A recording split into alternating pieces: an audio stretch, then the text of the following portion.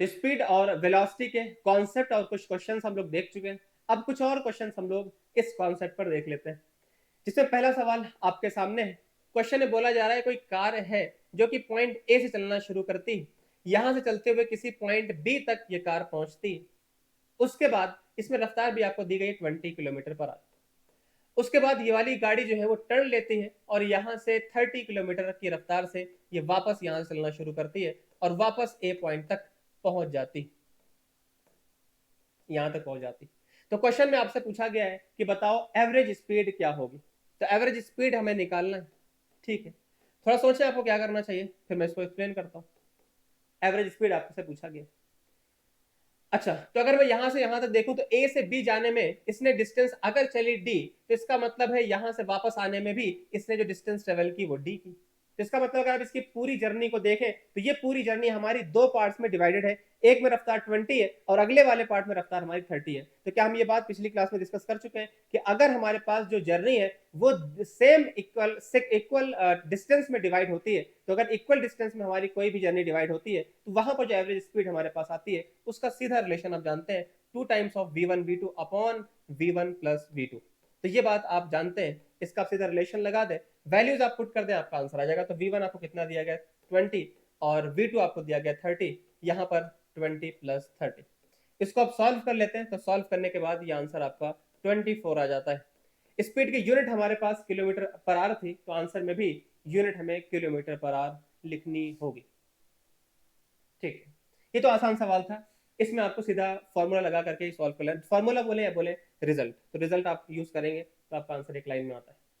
अच्छा, अगला सवाल देखें। इसमें आपसे क्या बोला जा रहा है कि कोई कार है चलना शुरू करती स्ट्रेट पाथ पर 1/3 डिस्टेंस अलग रफ्तार से और बची हुई डिस्टेंस अलग रफ्तार से। इसको आपको थोड़ा सा ड्रॉ करना चाहिए पहले।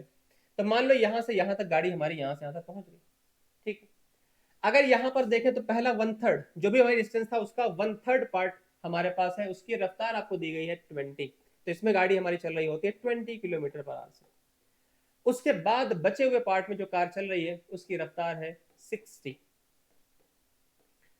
अच्छा, तो हमें ये बात पता है कि यहां पर अगर हम एवरेज स्पीड निकालना चाहते हैं तो एवरेज स्पीड का जो बेसिक कॉन्सेप्ट है वो ये कहता है कि हम टोटल डिस्टेंस निकाल लें कैसे भी करके और टोटल टाइम निकाल लें, उसको हम डिवाइड कर देंगे तो हमेशा हमारा आंसर बच जाएगा। इसमें अगर हम लोग रिलेशन की बात करें तो कोई भी रिलेशन हमारा यूज में नहीं आएगा, क्योंकि ये टाइम इंटरवल भी सेम नहीं है और ना ही डिस्टेंस हमारी सेम है। तो इसका मतलब ये फॉर्मूला जो हमने रिजल्ट कल देखा था वो रिजल्ट हमारे काम का नहीं होगा। तो हमें बेसिक से ही क्वेश्चन को सॉल्व करना होगा। देखें, अगर आपसे बोला जा रहा है पूरी डिस्टेंस हमारे पास कुछ है, उसका 1/3 में चलना है, तो मैंने सोचा कि पूरी डिस्टेंस को मैं 3D मान लेता हूँ। आपकी मर्जी, डिस्टेंस जो भी मानो, आप डी मानो, 2D मानो, 3D कुछ भी मानो, कोई फर्क नहीं पड़ता, लेकिन हमने 3D ही क्यों माना वो आप समझे। अगर हम इस पूरी डिस्टेंस को मान लेते हैं 3D, तो 1/3 3D का 1/3 3D का 1/3 ये वैल्यू हो जाएगी डी। तो इसका मतलब ये वाला जो पार्ट है वो सिंपली डी हो जाएगा, इसलिए हमने पूरी डिस्टेंस को डी माना, 3D माना है। अगर हम उसको डी मानते तो यहाँ में फिर d/3 लिखना होता, अच्छा नहीं दिखता, कैलकुलेशन में थोड़ा सा आपको दिक्कत आ सकती थी, कैलकुलेशन में थोड़ा सा अजीब सा दिखता। तो मैं थोड़ा सा सिंप्लीफाई करने के लिए मैंने ऐसा मान लिया। आप भी जब क्वेश्चन में एक्सपर्ट हो जाएंगे तो आप भी इस तरह से आसानी से मान पाएंगे। तो फिलहाल यहाँ से यहाँ तक मैंने डिस्टेंस मान ली 3D, तो इसका 1/3 हो जाएगा डी, बचा हुआ हो जाएगा 2D। पूरा 3D था, डी माइनस कर दोगे तो बचा हुआ आपको मिल गया। अगर मैं एवरेज स्पीड निकालना चाहता हूं तो सिंपल कॉन्सेप्ट है, टोटल डिस्टेंस ऊपर लिखो, टोटल टाइम नीचे लिखो। टाइम कितना होगा, मैंने टाइम मान लिया यहां से यहां तक का टाइम t1 और अगले वाले पार्ट का मान लेते हैं टाइम t2। तो हमारे पास जो टोटल टाइम बन के आएगा वो t1 प्लस t2 होगा। मैं इसको अलग से सॉल्व कर लेता हूं, यहाँ पर अलग से मैं सॉल्व करता हूँ। t1 की वैल्यू क्या है, t1 t1 क्या होगा, यहां से तक का टाइम, टाइम होता है डिस्टेंस अपॉन स्पीड। तो डिस्टेंस अपॉन स्पीड आपने कर दिया। t2 कितना है, डिस्टेंस यहां से यहां तक का टाइम कितना है t2, यहां से यहां तक डिस्टेंस कितनी है 2D, और स्पीड की बात करोगे तो ये 60 है। तो ये हमारे पास आ गया, 2 कैंसिल कर दो, यहां से आ जाएगा d/30। तो ये हमारे पास t2 टाइम हो गया। हमें जो चाहिए वो टोटल टाइम चाहिए, तो टोटल टाइम कितना हो जाएगा, सिंपली t1 प्लस t2। तो t1 प्लस t2 की वैल्यू क्या होगी, d/20 प्लस d/30। सही है, सॉल्व कर लो इसको, सॉल्व करोगे तो d कॉमन आ जाएगा, लिखा जाएगा 1/20 प्लस 1/30। अब इसको आपको सॉल्व करना आता है, कैसे सॉल्व करते हैं, डिटर्मिनेंट को हमारा सेम करना होगा पहले। तो अगर ये यहाँ पर 20 है, यहाँ पर 30 है, तो आप इसको 20 को आप 3 से मल्टीप्लाई कर लो ऊपर नीचे, और यहाँ पर आप 2 से मल्टीप्लाई कर लो ऊपर नीचे। इससे हमारा फायदा ये होगा कि इन दोनों का जो बेस है वो हमारा इक्वल हो गया, 60 हो गया। तो नीचे बेस हमारा कितना है, 60। ऊपर वैल्यू हमारे पास आ गई 3 + 2 मतलब 5। तो हमारे पास रिलेशन कुछ इस तरह का बनेगा। D/12 हमारे पास टाइम की वैल्यू आ गई, D/12 रख दो यहाँ पे, खत्म हो गया सवाल। तो इसको आप रखोगे, जो हमारे पास डिस्टेंस थी वो 3D है, और टाइम की वैल्यू हमने कैलकुलेट की है D/12, यहाँ पर रख देना D/12 जो है वो 12 ऊपर आ जाएगा, तो ये कैंसिल हो गया, हमारा आंसर आ गया 36। यूनिट की अगर बात करेंगे तो यूनिट इसकी किलोमीटर पर आवर थी क्वेश्चन में, तो वही यूनिट हमारी रहेगी। तो हमारा ये आंसर हो गया। क्वेश्चन को आराम से समझ ले, सोच ले, फिर हम लोग आगे बढ़ते हैं।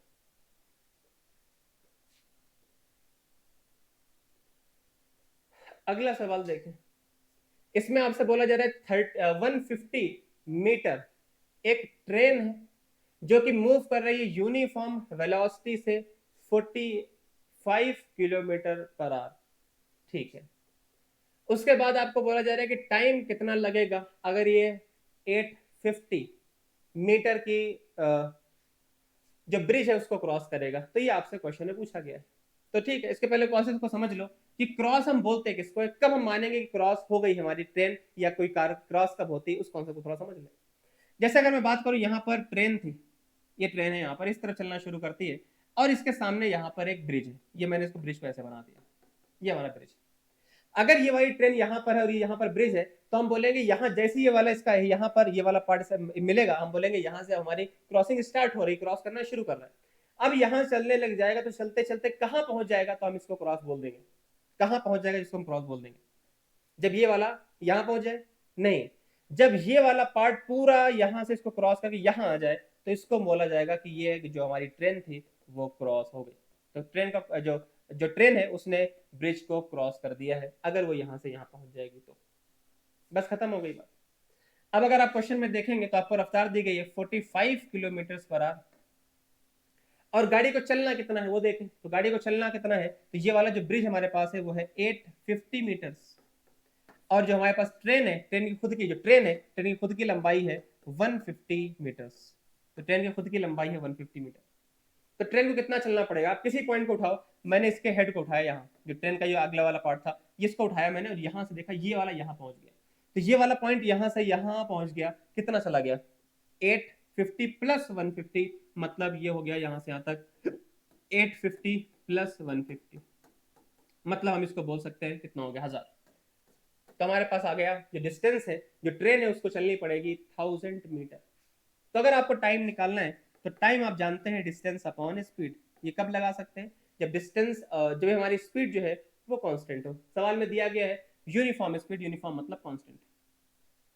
ठीक है, तो अगर मैं डिस्टेंस की बात करूं, डिस्टेंस हमारे पास क्या है, 1000, बहुत बढ़िया, मीटर्स में है।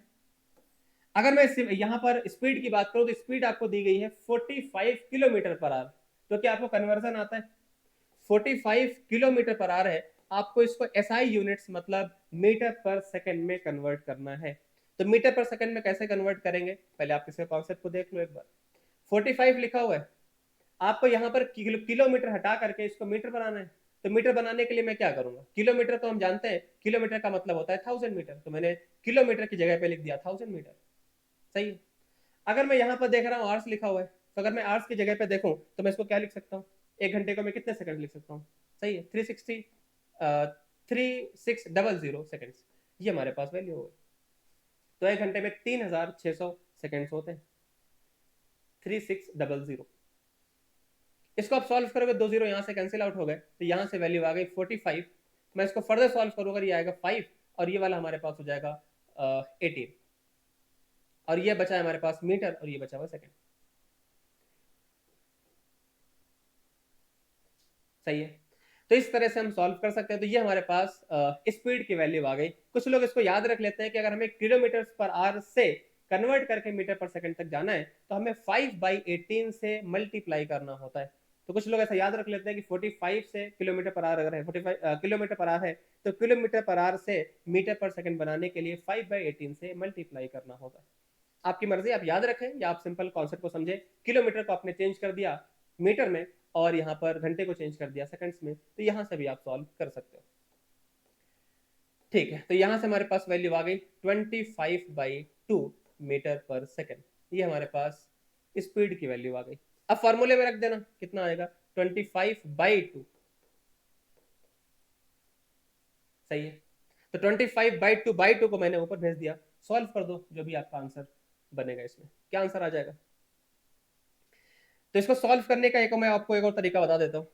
जब भी आपको लग रहा है कि क्वेश्चन में हमारे पास इस तरह का डेटा है, नीचे 5 या 25 लिखा होता है, तो इसको आपको सॉल्व करना और आसान होता है। कैसे सॉल्व करना चाहिए, जब भी नीचे आपको 25 या 5 दिखे, अगर आपको नीचे 25 दिखता है तो आप 4 से मल्टीप्लाई कर लो ऊपर नीचे। अगर आपको नीचे 5 दिखता है तो आप ऊपर और नीचे 2 से मल्टीप्लाई कर लेना। इससे क्या फायदा होगा देखें, तो ये हमारे पास हो गया 25 × 4, ये हो गया 100, और ऊपर वैल्यू हमारे पास आ गई, ये हो गया 4 × 2, इसको मैंने 8 लिख दिया और यहाँ पर मैंने लिख दिया 1000। अगर आप देखें ये 2 जीरो यहां से कैंसिल आउट हो गए, तो हमारा आंसर सिंपली आ गया 80, और टाइम है इसलिए सेकंड्स यूनिट मैंने लगा दी। तो ये थोड़ा सा क्वेश्चन में कैसे हम सॉल्व करते हैं, कैलकुलेशन वाला पार्ट भी थोड़ा समझें। अगर 25 है तो 25 से 1000 को डिवाइड करना रिलेटिवली थोड़ा मुश्किल है, लेकिन अगर आप इसको 4 से मल्टीप्लाई कर लेते हैं तो ये आपके लिए सॉल्व करना काफी ज्यादा आसान हो जाता है। तो आपको ऐसे करना चाहिए, ज्यादा बेहतर होता है। सिमिलरली अगर मान लो किसी नंबर को आपको 5 से डिवाइड करना हो, तो 5 से डिवाइड करने के लिए फॉर एग्जांपल मैंने लिखा 123/5, तो आप इसको देखते हैं, आप टिक कर लिख सकते हैं कि हमारे पास जो वैल्यू आएगी वो इस तरह से लिखी जाएगी। ये मैंने क्या किया, तो बेसिकली मैंने जो 5 था, अगर 5 से डिवाइड करने के लिए कोई बोलता है तो हम इसको अपने दिमाग में सोचते हैं कि यहाँ मैंने 2 से मल्टीप्लाई कर लिया ऊपर और नीचे। अगर आप 2 से मल्टीप्लाई करोगे तो ये वैल्यू आपके पास इस तरह की आएगी। और नीचे लिखा हुआ हमारे पास 10, तो 10 अगर नीचे होता है तो इससे फायदा ये कि जितने जीरो, 10 अगर है तो इसका मतलब एक जीरो है, तो इसका मतलब है यहाँ से हम एक डिजिट के बाद डेसिमल पुट कर देंगे, तो हमारा आंसर हो जाएगा 24.6। इस तरह से हम कैलकुलेशन भी करते हैं। तो आप क्वेश्चन को सॉल्व कैसे, क्वेश्चन की अप्रोच कैसे बनाते हैं वो भी मैं आपको सिखा रहा हूँ। साथ साथ में हम ये भी बात करते हुए चल रहे हैं कि यहाँ पर अगर मान लो क्वेश्चन अजीब सा दिख रहा है, आप सॉल्व करना नहीं जान पा रहे, तो आप कैसे कैलकुलेशन करते, तो आपको कैलकुलेशन पर भी थोड़ी सी कमांड हासिल करनी होगी, उस पर भी थोड़ा सा काम करना होगा। तो ये थोड़ी सी बात आप याद रख सकते हैं। ठीक है, नेक्स्ट इसमें क्या बोला जा रहा है कि कोई पार्टिकल है मूव करता है 20 सेकंड तक विद, आपको रफ्तार आपको दी गई है, बहुत बढ़िया। फिर उसके बाद गाड़ी मूव करती है 4 से 20 सेकंड्स के लिए, बहुत बढ़िया। उसके बाद चलती है 5 से, और ये भी 20 सेकंड्स के लिए। सवाल में आपसे पूछा गया एवरेज स्पीड क्या होगी, एवरेज वेलोसिटी क्या होगी, आपसे पूछा गया। ठीक, तो एवरेज वेलोसिटी अगर आपको निकालना है, तो जो गाड़ी चलती हुई जा रही है वो स्ट्रेट पाथ में चलती हुई जा रही है, यहाँ से यहाँ तक जो चलती है पहले वाले पार्ट में, ये भी 20 सेकंड्स तक है, नेक्स्ट भी 20 सेकंड्स है, और उसके बाद भी 20 सेकंड्स है। तीनों जो पार्ट्स हैं वो 20 सेकंड्स के हिसाब से डिवाइड हो रहा है। टाइम हमारा इक्वल इक्वल चला है 20-20-20। ठीक है, यहां पर अगर देखा जाए तो इसकी चलने की जो रफ्तार है वो कितनी है, पहले वाले पार्ट में 3, अगले वाले पार्ट में कितनी रफ्तार है, अगले वाले पार्ट में 4, अगले वाले पार्ट में कितनी रफ्तार है, अगले वाले पार्ट में 5 है। ये हमारे पास स्पीड आपको दी गई है। आपसे पूछा गया बताओ एवरेज वेलोसिटी बताओ। तो एवरेज वेलोसिटी निकालने का तरीका, total displacement upon total time. तो टोटल डिस्प्लेसमेंट लिख दो, टाइम लिख दो, खत्म। टाइम तो मैं आपको देख के बता सकता हूँ, ये 20, यहाँ पर भी 20, यहाँ पर भी 20, इसका मतलब टोटल टाइम हो गया 60 सेकंड्स। तो टोटल टाइम तो आपको दिख रहा है 60 सेकंड्स। अगर मैं बात करूं टोटल डिस्टेंस, टोटल डिस्प्लेसमेंट कितना है, तो ये कितना गैप है, ये वाला कितना दिख रहा है, ये आप पढ़ना जानते हैं, 3 मीटर पर सेकंड, मतलब एक सेकंड में 3 मीटर, तो 20 सेकंड्स में कितना चलेगा, 20 सेकंड्स में कितना चलेगा, 3 × 20। सिमिलरली अगर मैं ये चल रहा है, हमारे पास स्पीड आपको दी गई है, आपको निकालना है कितना गैप है, तो एक सेकंड में 4, तो 20 सेकंड में कितना हो जाएगा, 4 × 20। मैं कैलकुलेट नहीं कर रहा हूँ, बगैर कैलकुलेशन के ही हम लोग ऐसा लिख लेते हैं, इससे हमारा आगे चल के कैंसिल आउट हो ही जाना है, इसलिए हम पूरी वैल्यूज को नहीं लिख रहे। तो ये हमारे पास गैप हो गया इतना, ये वाला गैप इतना हो गया, ये वाला गैप इतना हो गया। अगर हम यहाँ पर देखें तो इसमें टोटल गैप को आप लिख देना है, तो हमारे पास हो जाएगा 3 × 20 प्लस 4 × 20 प्लस 5 × 20, ये हमारे पास वैल्यू बन जाएगी। आप ऐसा करो 20 को कॉमन निकाल लो, 20 कॉमन निकालोगे अंदर बचेगा 3 और 4 और 5, और डिवाइड में क्या है 60। सॉल्व कर दो इसको, कितना आ गया, ये आ गया 12/3, तो ये हमारे पास वैल्यू आ गई 4। इस तरह से हम क्वेश्चन को सॉल्व कर सकते हैं। क्वेश्चन आप पहले एक बार खुद से सॉल्व किया करें, उसके बाद फिर देखा करें मैं क्या कर रहा हूँ, तो आपको ज्यादा बेहतर क्लियर होगा। जब तक आप खुद से मेहनत नहीं करते, क्वेश्चन आप खुद से सॉल्व नहीं करते, तब तक आपका इंप्रूवमेंट कोई खास नहीं होता है। आपको लगेगा आपको सब कुछ समझ आ रहा है, आपको ऐसा फील होगा, लेकिन जब आप एग्जाम हॉल में बैठे होंगे तो क्वेश्चन आपके लिए करना काफी मुश्किल होगा, क्योंकि आपने उस तरह की चीजों की प्रैक्टिस नहीं की है। तो पहले फोकस आप करें कि प्रैक्टिस ज्यादा से ज्यादा करें, क्वेश्चन खुद से सॉल्व करने की आदत डालें। सिर्फ देखने से कुछ फायदा नहीं होने वाला है। तो हम लोग अब देखते हैं क्वेश्चन नंबर 5। इसमें क्या बोला जा रहा है कि अगर हमारे पास कोई एक क्लॉक है, इसमें इसकी जो मिनट हैंड है उसकी लेंथ आपको दी गई है 5 सेंटीमीटर। इसका जो टिप आप देख रहे हैं ये वाला पार्ट, ये वाले की एवरेज वेलोसिटी बतानी है कितनी होगी अगर इसमें टाइम यहां से यहां तक हो रहा है तो। ठीक, देखिए क्या करना है। तो हमारे पास जो रिलेशन होता है एवरेज वेलोसिटी निकालने का, एक रिलेशन हम जानते हैं, total displacement upon total time. खत्म हो गई बात। इतना अगर आपने पता है तो उसके बाद फिर आराम से क्वेश्चन आप मैनेज कर पाएंगे। एवरेज वेलोसिटी जो होती है वो होता है total displacement upon total time. तो टोटल डिस्प्लेसमेंट कितना दिख रहा है आपको? टोटल डिस्प्लेसमेंट कितना दिख रहा है? पहले आप टाइम देखो, 6 AM मतलब सुबह के 6 बजे। फिर ये लिखा हुआ है 6:30 PM मतलब शाम के 6:30 बजे। तो इसका मतलब जब 6 बजा होगा, तो अगर मैं आप घड़ी देखो ऐसे, तो यहाँ पर लिखा होता है 12, यहाँ पर होता है कुछ 3, यहाँ पर 6 होता है, यहाँ 9 होता है, ऐसे होता है। जब यहाँ पर 6 बजा होगा, तो 6 बजा होगा तो मिनट हैंड कहाँ होगी? तो मिनट हैंड होगी 12 पे। तो क्योंकि 6 बजा हुआ है तो मिनट हैंड जो होगी वो 12 पे होगी। जब 6:30 बजेगा तो 6:30 बजने पर जो मिनट हैंड है वो नीचे की तरफ ऐसे होगी। तो जब सुबह के 6 बजे की बात करेंगे तो 6 बजे होने पर ये कुछ ऐसे दिख रही होगी। और जब शाम के 6:30 बजेंगे तो 6:30 बजने पर जो मिनट हैंड है वो 12 से चल करके यहाँ इस तरफ होगी, आधा घंटा के लिए 6.5 घंटे के हिसाब से। तो यहाँ पर ये इस तरह से होगी। तो ये जो टिप है वो यहाँ से चल करके यहाँ तक पहुंच गई है। तो टिप का अगर मैं डिस्प्लेसमेंट देखूं तो डिस्प्लेसमेंट कितना हुआ? यहाँ इनिशियल पॉइंट है, फाइनल पॉइंट है, ये 5 सेंटीमीटर, तो ये भी 5 सेंटीमीटर ही है। तो इसका मतलब अगर मैं बात करूं इसके डिस्प्लेसमेंट की, तो डिस्प्लेसमेंट हम बोल सकते हैं 10 सेंटीमीटर। सही है। अगर मैं टाइम की बात करूं तो टाइम कितना लगा है जब यहां से यहां पहुंचा, इसमें टाइम कितना लगा है? तो सुबह के 6 बजे से लेकर के शाम के 6:30 बजे तक, मतलब 6 बजे से 6 बजे तक 12 घंटे प्लस आधे घंटे। तो इसका मतलब जो यहाँ पर टाइम है, इस टाइम की वैल्यू है 12 घंटे 30 मिनट। तो 12 घंटे का मतलब अगर मैं इसको सेकंड्स में कन्वर्ट करूं तो ये हमारे पास, ये पहले मिनट में कन्वर्ट कर लेते हैं। तो ये अगर आवर लिखा हुआ है, इसको लिखोगे आप 60 मिनट, और इसमें 30 मिनट और है, तो मिला करके ये कितना हो गया? ये हो गया 750 मिनट्स ओवरऑल। तो टाइम की वैल्यू आ गई हमारे पास 750 मिनट्स। लेकिन अगर आप ऑप्शन चेक करोगे तो ऑप्शन आपको दिए सेंटीमीटर पर सेकंड में, सेंटीमीटर पर सेकंड, सारे ऑप्शन सेंटीमीटर पर सेकंड में है। तो इसकी यूनिट तो ठीक है, ऊपर सेंटीमीटर ही होना चाहिए, सेंटीमीटर में ही मैंने लिखा भी है। लेकिन टाइम जो है वो मिनट में नहीं चलेगा, वो आपको सेकंड्स में निकालना होगा। तो आप सेकंड्स में निकाल लें। वैसे आंसर हमारा आ चुका है, बस कैलकुलेशन आप थोड़ा सा और देख लें। तो आपने मिनट को चेंज करके कर दिया 60 सेकंड्स, तो आप इसको लिख देंगे 60 सेकंड्स। तो हमारे पास वैल्यूज को सॉल्व कर लोगे तो जो भी वैल्यू आपके पास आएगी, ये आपको टाइम की वैल्यू आपको यहाँ पुट कर देना है, यहीं से आपका आंसर आ जाएगा। ठीक है, तो ये आसान बात है, ये आप आराम से आप मैनेज कर लेंगे। सॉल्व करेंगे आप तो सॉल्व करके ये आंसर आना चाहिए। तो आपने इस तरह से सॉल्व करना होगा। आपने डिस्टेंस एवरेज डिस्प्लेसमेंट निकाला, सॉरी एवरेज वेलोसिटी निकालना है, तो आपको ने क्या किया? टोटल डिस्टेंस निकाली, टोटल डिस्प्लेसमेंट निकाली, और टोटल डिस्प्लेसमेंट को आपने डिवाइड कर दिया टोटल टाइम से। तो यही हमारा आंसर हो गया एवरेज वेलोसिटी का। एवरेज वेलोसिटी होती है total displacement upon total time. ठीक है, अगला सवाल देखते हैं। ये अच्छा सवाल है, इसमें आपसे क्या बोला जा रहा है, थोड़ा सा ध्यान से सुने। एक बार आप खुद से पढ़ें, ट्राई करें, फिर उसके बाद हम इसको डिस्कस करते हैं। क्वेश्चन में आपसे बोला जा रहा है कि कोई एक पार्टिकल है, मूव करता है स्ट्रेट लाइन में, पहली आधी डिस्टेंस जो ट्रेवल करता है, first half distance, first half distance. तो मैंने ये पूरी जर्नी बनाई, आधी डिस्टेंस को मैंने डी लिखा, अगली आधी डिस्टेंस को मैंने डी लिखा। ठीक, पहली आधी डिस्टेंस चल रही है ये 3 मीटर पर सेकंड से, बहुत बढ़िया, मैं लिख दिया। अगले वाले में पढ़ो क्या लिखा हुआ है, other half is covered in 2 equal time interval. तो ये वाला जो पार्ट है ये 2 इक्वल टाइम इंटरवल में डिवाइड किया गया है। तो यहां से यहां तक कुछ होगा, यहां से यहां तक होगा, इसको मैंने 2 हिस्सों में डिवाइड कर दिया। इन हिस्सों की खास बात ये भी, जितना टाइम यहां लगा होगा उतना ही टाइम दूसरे वाले में भी लगा होगा। इसको मैंने टी बोला, इसको भी मैंने टी बोल दिया, इक्वल टाइम इंटरवल। स्पीड आपको बताई गई है इस तरह से, तो इस वाले रीजन में जो चलने की रफ्तार है ये आपको बताई गई 4.5 मीटर पर सेकंड, और इस जो पार्ट में चल रही है गाड़ी इसकी रफ्तार है 7.5 मीटर पर सेकंड। तो क्वेश्चन में आपसे पूछा गया बताओ ओवरऑल एवरेज स्पीड क्या होगी, क्या करें, सोचिए थोड़ा सा क्या करना है।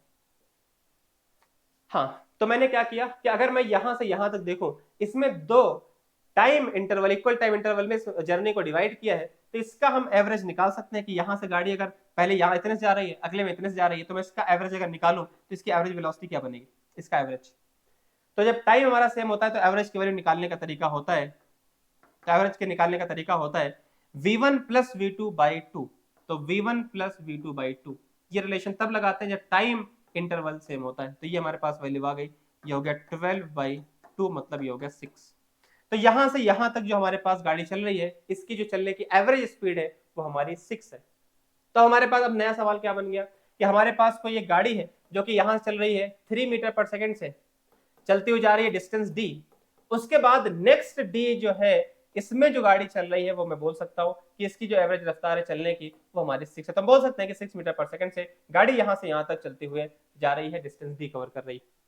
अगर मैं बात करूं यहां से यहां तक में एवरेज स्पीड हमारे पास अब क्या बन जाएगी, नेट एवरेज स्पीड। तो नेट एवरेज स्पीड अगर आपको निकालना है तो आप ये बात जानते हैं कि अगर सेम डिस्टेंस इस तरह से इसमें डिवाइड किया जाता है तो इसमें फिर हमारे पास जो एवरेज स्पीड होती है उसका रिलेशन होता है 2 times of v1 v2 upon v1 plus v2। तो यहाँ पर डिस्टेंस हमारी पहला half second half equal distance में डिवाइड किया गया है, तो फॉर्मूला आपका लगेगा 2v1 v2 upon v1 plus v2। खत्म हो गई बात। तो आपने वैल्यू रखी v1 की 3 और v2 की वैल्यू रखी 6, और ये हो गया 3 प्लस 6। सॉल्व किया आपने, आपका आंसर आ जाएगा 4। ये हमारा ऑप्शन सही हो जाएगा।